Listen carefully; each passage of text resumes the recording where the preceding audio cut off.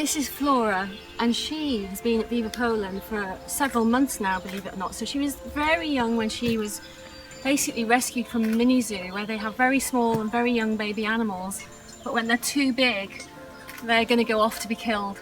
And so she was rescued. I've got somebody licking my bottom. And hello, Asha. Asha wants attention too. And Flora, when she came here, she was actually being fed bottled milk. But you have to remember that calves are taken away from their mamas at just 1-2 days old. And either they replace usually their mothers in the dairy herd, of course, or as males in Britain and in Poland, they're often just shot as unwanted byproducts. And so these two girls are very lucky to be here and having a fantastic life here with wonderful carers. Viva Poland Sanctuary's got about 200 odd volunteers helping out, and it's an amazing place full of very happy, affectionate animals. This is Samsung, who's taken from a broiler chicken farm, an intensive farm, where of course they're killed at 6 weeks old. And they're bred such often they have heart attacks because they grow far too quickly than their little bodies can withstand. And it's unusual to see a rescued broiler chicken who's actually survived, but not only has he survived, look at this.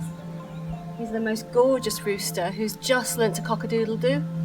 Oh, how fantastic to see this.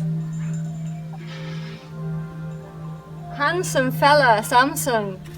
And he's doing really well. So, again, just so fantastic to see the animals at Viva Poland. This is Rosalia, this is Pippa.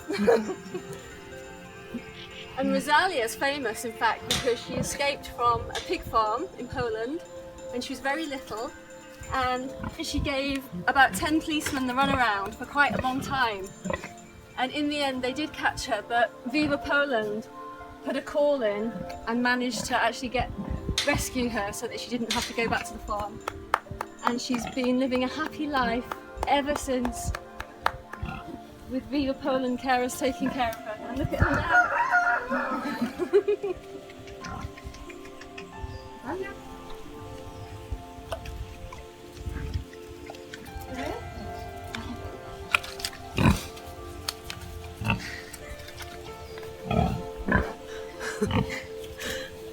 And this is a very beautiful girl. He's very affectionate, very bright, fiercely intelligent, gorgeous animals. I love pigs.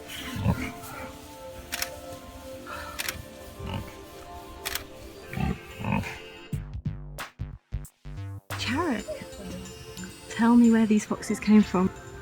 We took them away from a farm.